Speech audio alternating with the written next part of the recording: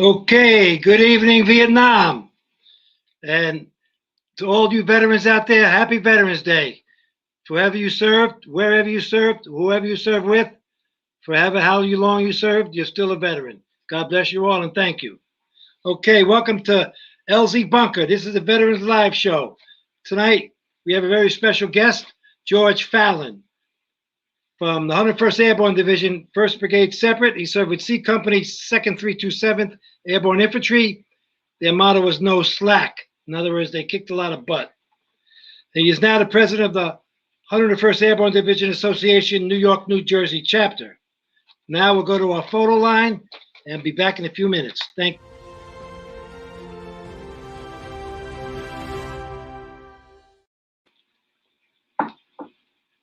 Okay, for our first photo, from David Weldon, 3rd Platoon, Company D, 2nd of the 5th Infantry, 1st Air Cav, 1970, fresh out of Cambodia. Well, it looked like those guys could use a rest. Okay, guys, go Air 1st Cav. Next picture, thank you, David. From Brian Russell, Headquarters and Headquarters Company, 2nd and the 2nd Mechanized Infantry, I imagine. He was with Combat Medic in the 1st Infantry Division, 1969. All right, thanks, Doc. You guys helped a lot, saved a lot of lives. Thank you. Next photograph from Herman W. Hughes. Looks like a captain. Sorry, Captain. U.S. Navy at Cuyvet in 1968. He's got that 1,000-yard stare there. Exhaustion is evident. Amen to that, brother. Thank you, sir, for your service. The next picture is from Joey Fryer in front of the 1st to the 4th Cav headquarters in Lai Khe, Vietnam, 1969. Thank you for that picture. Relaxing there a little bit. And this should be the last. Danny Scala, 3rd Platoon Golf Company, 2nd of the 7th, 1st Marine Division, 1970, in Hill 55. Semper Fi, brothers, and veterans, good Veterans Day to you as well. Okay, so now we're going to run over to our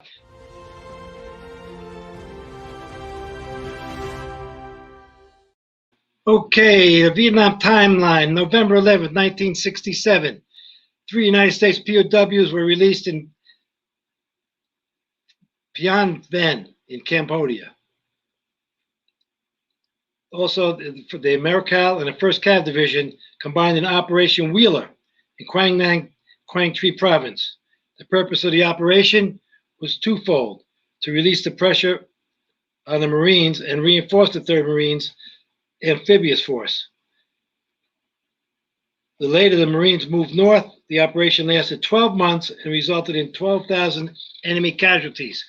Job well done, sirs. Okay. The #1 song in 1967 was To Sir With Love. Okay, guys, who sang that? Come on. Remember Lulu? That was her. Okay. The #1 song in 1968 on this date was Hey Jude. I imagine you remember those guys called the Beatles. Okay. All right. November 11th, 1972. The massive Long Binh base was handed over to the South Vietnamese. It served as headquarters of the 1st Logistics Command. It marked the end of 7 years of direct United States involvement. After Long Binh was returned, over 29,000 United States soldiers remained in Vietnam, mostly advisors, helicopter crews, and supply troops. Okay, November 11th, 1972, #1 song by Johnny Nash. Okay, think about it, guys. Ready? I can see clearly. Maybe that the war was over. We started to see clearly. Okay, that's the end of our timeline. So, we're going to bring in our special guest now, George Fallon from 1st 327, 101st Airborne Division. Hi, George. Hi, brother. What's going on, man? Just living day by day. You're not nervous, are you? Not at all. All right, let's start off with tell us a little bit about your initial journey in the military from time, like sort of like the time you signed up to the time you got to Vietnam. Okay, I signed up right from high school, volunteered for Vietnam. Went to, where did we go? Fort Dix, and then from there I went down to Georgia to advance airborne training, and from there I went to for airborne school, and then from there I went to Vietnam, and I What, went what, in. What? what was the story with the Marines? Oh. When I first went up, I was going to join the Marines, but they were out to lunch. So this guy next to me, an Army guy, he says, "You like that guy in that parachute?" He had a poster on the wall. I said, "Yeah, he looks good." He said he gets paid $55 a month, more than those Marines will pay you. So in other words, So that was like the enlistment office. yeah, it was. I was a listener. They had Army on one So you side, were going to go Marines into on the the other. Marine place, and you went into the Army place. So I $55, make it more than Yeah. Marine. Okay, I'm in. Hey, back then it was a lot of money, man. Oh yeah. Okay. All right. So how'd you get to Vietnam? What route you take? Well, I flew out of Fort Dix. We went up to Alaska, and then to Japan, and then to Vietnam. Where'd you land? We landed in Tan Son Nhut. Oh, okay, down south there. Okay. Yeah. And so you were assigned to the first 327th? No, second 327, Oh, I'm Charlie sorry. Company. Okay, Charlie Company, second 327. And uh, and your job there was? I was assistant machine gunner. Oh, there you go.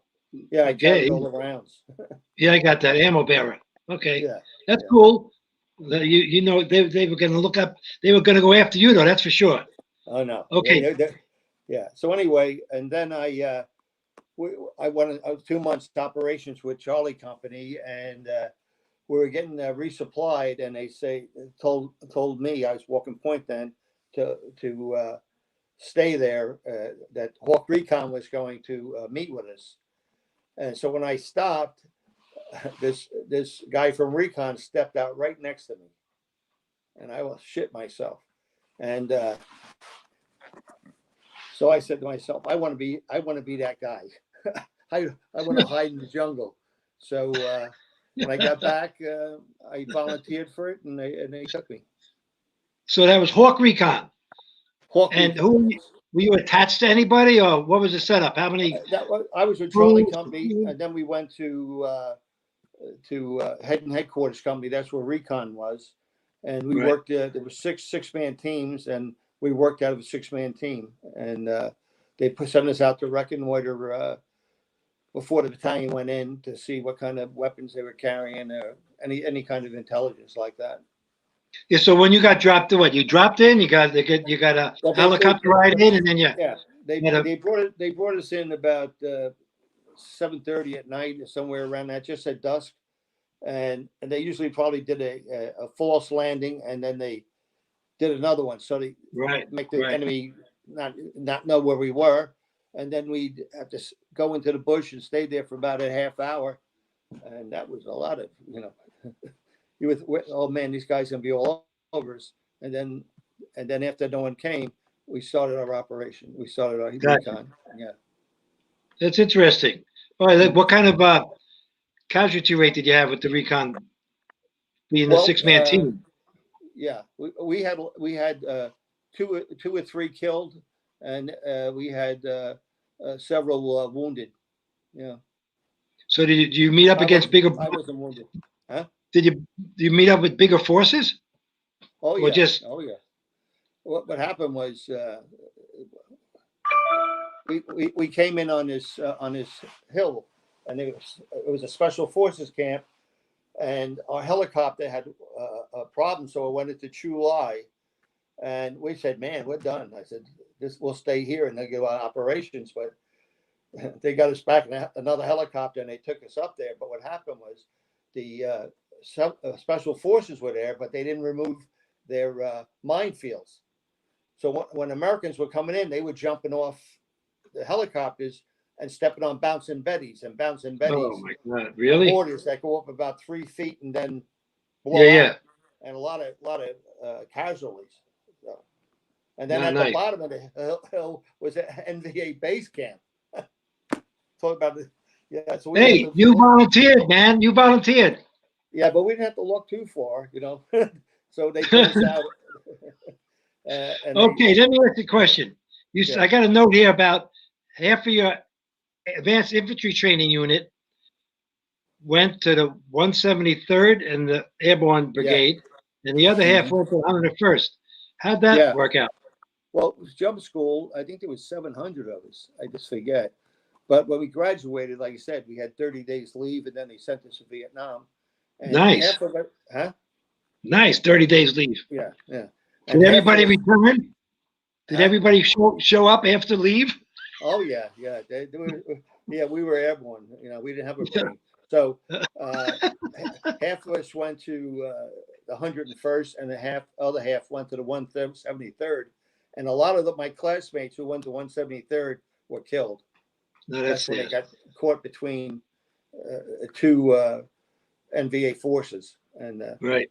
they got yeah, they were fighting hand to hand, Yeah. and they got a lot of casualties. I And you was went up over on in 60. You I went was over on in a relay, 67. huh? You went over in 67, huh? 67.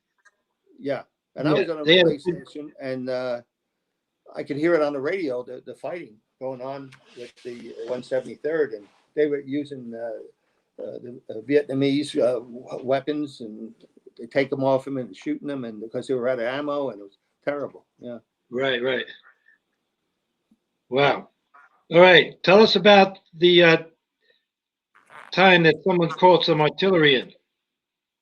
Oh yeah, that was on they called it the trench.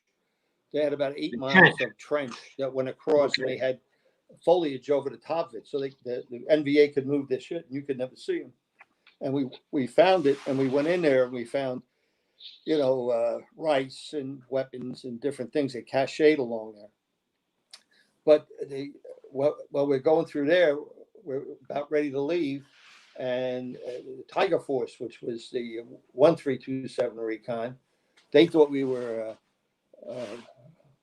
North Vietnamese, and they called artillery in on us, and it knocked hit this one guy, broke his rifle in half, and he got wounded, and so we had to stay there, and this is where it got crazy. We set up a parameter, but we're lucky we had great NCOs, and they said if we get hit, I'm going to yell white horse, and we'll fall back to this trench together. So we're up there, and I'm about ready to go to sleep. I'm fighting to stay awake. And this medic we had, he looked outside his area, and he saw the NVA setting up a machine gun. And he threw a grenade out, and they threw two back and blew half his ass off him. And so this, and then we heard whistles and the horns, and these NVA were really coming over at us. And he yelled white horse, and we fell back behind it. They threw a satchel charge into the trench. It didn't go off. We had a couple of guys wounded there, and this one guy, he was a sergeant, and he called in 5 batteries of artillery by himself, and that's what saved us. I mean, they blew these North Vietnamese guys up, man. They were clubbing them, and we ran out of ammo. Uh, and then what I did was this fella had a Bowie knife, and he was deceased, and I got his Bowie knife, and I was shitting like a dog shitting razors, and all of a sudden this calm came over me, and I said, "All right, this is it. I'm gonna get killed. Well, I'm gonna take as many of these bastards with us," and and then the artillery kept them back, and then we had this A company come in. They were coming in to help us, and it broke. Now, after this operation was over, we're back at the Tox CP. That's where the colonel was, and we're drinking beer in this hooch, and they had this record player, and they were playing. All these guys were country guys, they like country music. And this one guy came in and said, "Man, I don't like this, man. Let's put on some soul." And this guy who called in the 5 batteries artillery, he stood up and shot that guy dead. Sat back down with us and was drinking beer. And Oh my God. And then they come in, they took him out, and he wound up down in Longview Junction. I don't know what happened to him. Wow. Mm-hmm. Little pressure, huh? Yeah, I guess it was. Little pressure in those situations. That's Yeah, crazy. Yeah, All right, let's move 50 years. Let's move 50 years forward. How long have you been with the 101st Airborne Division Association? I don't know, 25 years or whatever. There you go. And what? you did you used to go down to Vinny's place? What's his name? The Jewish rabbi. Oh gosh, what the heck? I forget his name. He had the furniture store in Jersey City by the airport. Yeah, yeah, in Elizabeth. Yeah, that's okay. He International Furniture Rental. Yeah. Yeah, and he was a great guy. I mean, he had Mickey Cohen. Mickey Cohen. Yeah, there you go. When he went during World War II, he took everything that Hitler had. I mean, he got into that wolf bear, whatever he had that up at and he went in and took everything he could. That was the best place to have a meeting. Everybody had a recliner, a sofa, an armchair, some kind of international furniture rental showroom. Yeah, that's right. Yeah, but he was a great guy. He was very good for the airborne and the veterans. And what we're doing for the veterans,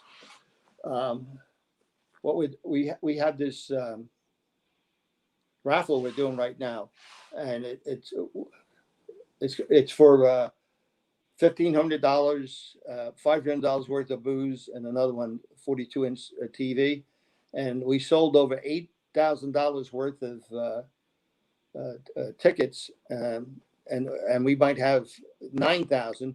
And what we want to do is give $101 to a organization or to someone who needs it. That was a veteran. So nice. Any of your people out there, you can get a hold of me or get a hold of you. And if you know anybody that needs that, you have to give us their address and what's taking place with that particular person.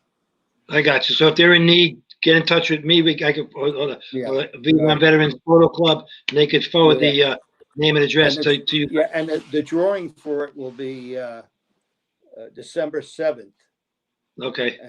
And this way, from that on, anybody with Christmas problems or they need money for association or for an individual, just let us know, and we'll take care of the gotcha. That's what we're all about. What? Tell me about the pizza parties you have at the hospital and stuff like that with the veterans. Oh yeah, we have a lot of them. We go down to Lions home. We have pizza party for them, and then we buy canteen tickets and we give them out to each one of the veterans, and they can go there and buy candy, whatever things they like, and so we take care of them. And we go once a year, and if they need anything, they get a hold of us, and we'll send it down there. Mm-hmm. So what do you like about the association? I like the camaraderie. Yeah, See, I'm the president, but I guess I don't have to do anything because everybody's the president. You're right. You know that everybody does take charge of something. We had that Bastogne reunion up in West Point, and they put it together, man. Nobody is above anybody, and everybody gets a hand. And the funny thing about that is that they tell you one thing when you go in the Army: never volunteer. But all we do is volunteer. Yeah. Well, don't forget, Airborne is the only school that doesn't have a book. You're right. They're not the smartest guys in the world, Yeah. Oh, you're killing me, George. Oh my God. Yeah. Well, okay. It's not we can afford. Go ahead. That's great. Anything else you want to add before we close? About Veterans Day or whatever? Yeah, I just want to thank all the vets. the moms and dads who had their kids go over to the war and never came back, or came back and they were dead, and all the sacrifices done by the veterans and their families, and of course, let's give a shout out to the wives. I mean, I Yeah. wouldn't be here if it wasn't for my wife. I mean, she put up with everything for me, and she kept me around. And I thought I'd be dead by 30, but here I am, 74, and I had 6 strokes, and I shook them off and yelled, "Airborne," and I'm still here. I hear you, bro. Yeah. Well, So, thank you so much. oh, you're welcome. And your Appreciate son, it. give your son Yep. Matt. Matt, I give him every shout. He works too hard for this thing, man. He's a great Yes, he producer does. and director, and Matt does everything. all the work, and That's right. and you're the show dog. That's all. He's trying to do my legacy. It's like, Yes, he is. Yes, he okay, is. my man. Thank you, Hey, have a George. good one. Give We're my gonna do the best to sound Betsy. off. Wait, hang on. We're gonna do a sound off thing here. Okay. Matt, let's bring a sound off show in. Should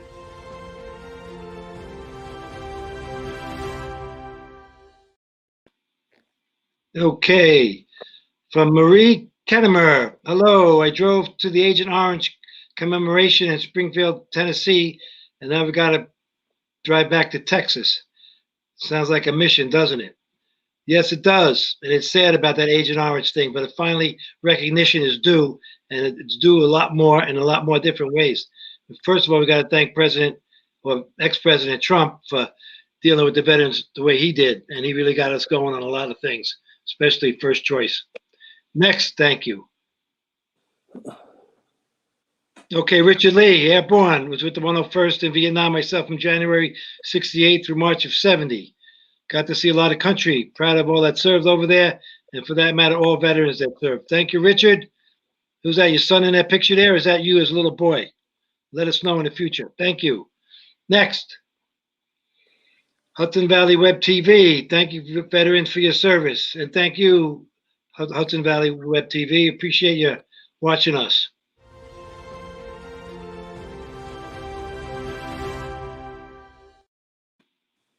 Okay, want to thank you, George, for being with us tonight. Oh yeah, And, I forgot to tell you. I forgot yeah. to tell you that I was awarded the Silver Star on that Oh. up in July. Our recon team got overrun, and I was fortunate enough to give directions and to save the guy that lost his leg and eye, and there's a couple other wounded. But I thank God that I could do that, and I came home. Amen, brother. Thank you. You're the man, George. You're a man's man. I know that. I know you All right. for a long time now, too. So thanks a lot. See you next time, brother. Take All the care. way. Amen. Airborne. All right, we want to thank you very much for showing up tonight. And any questions and any photos, you can just send them to Vietnam Veterans Club. We could put your photos on the show every when we get them. There's a lot coming in, and you could always send something in for a timeline, or as well as comment on the show as the other people did tonight. I want to thank you very much for listening. Say goodnight. Happy Veterans Day, I guess, is the thing to say, right? Happy Veterans Day, yeah. And thank you for all who served and all that are serving now. God bless you, and welcome home.